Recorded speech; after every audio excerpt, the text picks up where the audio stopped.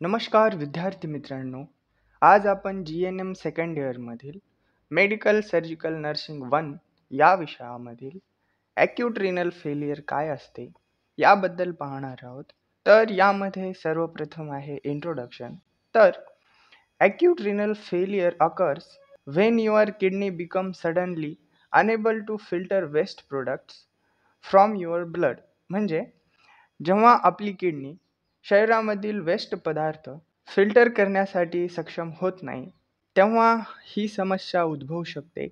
Next, acute renal फेलियरची definition आहे. तर यामध्ये acute renal failure is a reversible loss of kidney function associated with on increase in creatinine level. Acute renal failure ही condition reversible असते, परंतु किडनीचं function loss झाल्यामुळे आपल्या शरीरामध्ये ब्लडमधील क्रिएटिनिनचं लेवल इन्क्रीज करते. या कंडिशनला ॲक्यूट रिनल फेलियर असे म्हणतात. तर ॲक्यूट रिनल फेलियर होण्याचे काय काय कारणे असू शकतात ते पाहूया. तर यामध्ये सर्वप्रथम कॉज आहे प्री रिनल कॉजेस, म्हणजेच ज्यामध्ये हार्ट फेलियर झाल्यामुळे सुद्धा ॲक्यूट रिनल फेलियर होऊ शकतो. कारण हार्ट फेल झाल्यानंतर आपले हृदय ब्लड पंप करू शकणार नाही आणि ब्लड पंप केले नसल्यामुळे ते ब्लड आपल्या किडनीला सुद्धा पुरविले जाणार नाही. त्यामुळे किडनी स्वतःचे फंक्शन करणे बंद करते. तसेच डिहायड्रेशन असू शकतं, ज्यामध्ये शरीरामध्ये खूप जास्त प्रमाणात पाण्याची कमतरता झाल्यामुळे, तसेच शरीरामध्ये शॉकची समस्या उद्भवल्यामुळे. शॉकची समस्या म्हणजे आपल्या ब्लड व्हेसल्स एखाद्या पर्टिक्युलर ऑर्गनला जर ब्लड सप्लाय करत नसतील किंवा किडनीला जर ब्लड सप्लाय बंद झाला तर ॲक्यूट रिनल फेलियर होऊ शकतो.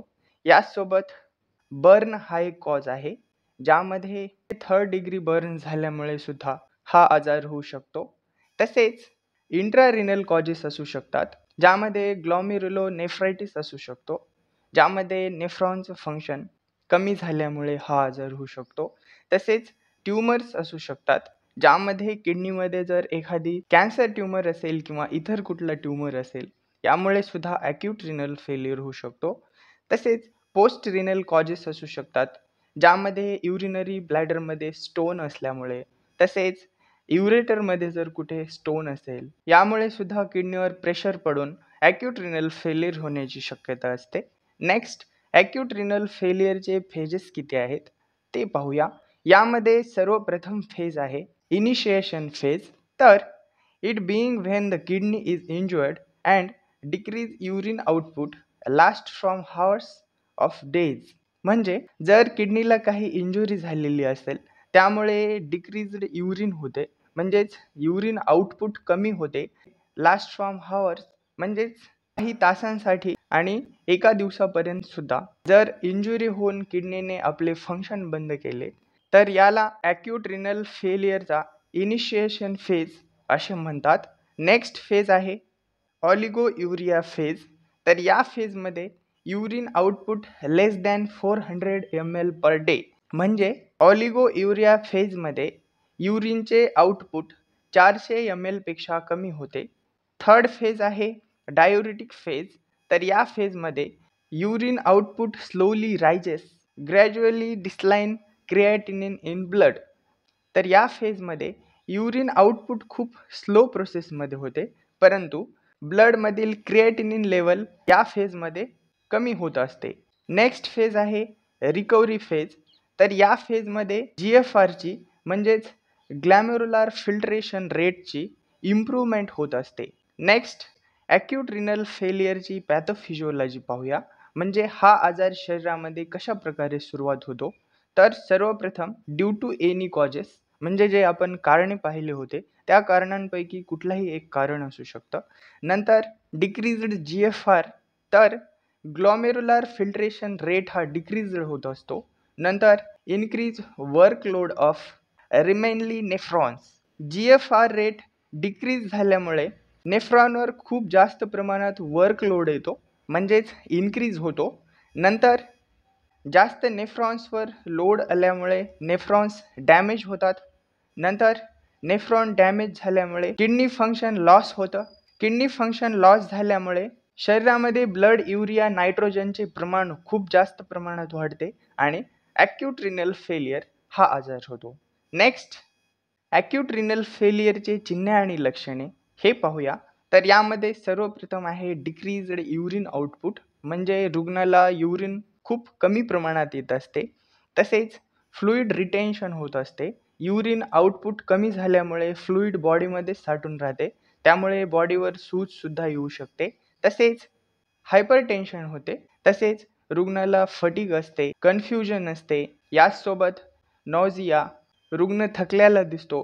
तसेच रुग्णाला चेस्ट पेन असतो. याचसोबत रुग्णाचे हार्ट बीट्स जे आहेत ते इर्रेग्युलर होतात. नेक्स्ट, ॲक्यूट रिनल फेलियर असलेल्या रुग्णाचे डायग्नॉस्टिक इव्हॅल्युएशन म्हणजेच रोग निदान कसे करायचे हे पाहूया. यामध्ये रुग्णाची history collection, physical examination, blood test आणि युरिन टेस्ट करतो.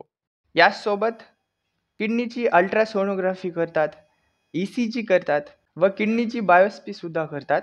तर किडनीच्या बायोप्सी यामध्ये किडनीचा एक टिश्यू काढला जातो. काही इन्फेक्शन आहे का हे पाहण्यासाठी तो टिश्यू काढून त्या टिश्यूचं टिश्यू कल्चर करतात. नेक्स्ट, ॲक्यूट रिनल फेलियर असलेल्या रुग्णांची मॅनेजमेंट आणि मॅनेजमेंटमध्ये मेडिकल मॅनेजमेंट कशी करायची हे पाहूया. यामध्ये अशा रुग्णांना डायोरेटिक्स ड्रग्स देतात. डायोरेटिक ड्रग्स म्हणजे शरीरामध्ये युरिनचे आउटपुट वाढवण्यासाठी ह्या औषधांचा वापर केला जातो, ज्यामध्ये मेनाटॉल, फ्युरोसेमेड, लॅसिक्स इत्यादी औषधे देतात. याचसोबत अँटी हायपरटेन्सिव्ह ड्रग्स देतात, ज्यामध्ये कॅप्टोप्रियल, प्रोप्रानोनॉल तसेच फ्लुइड अँड इलेक्ट्रोलाइट रिप्लेसमेंट करतात. याचसोबत न्यूट्रिशनल थेरपी देतात, ज्यामध्ये हाय कॅलरी डाएट देतात आणि सोडियम आणि प्रोटीन कमी असलेली डाएट देतात. तसेच आजार खूप गंभीर असेल तर डायलिसिस करतात, ज्यामध्ये हिमोडायलिसिस आणि पेरिटोनियल डायलिसिस इत्यादी करतात. Thank you.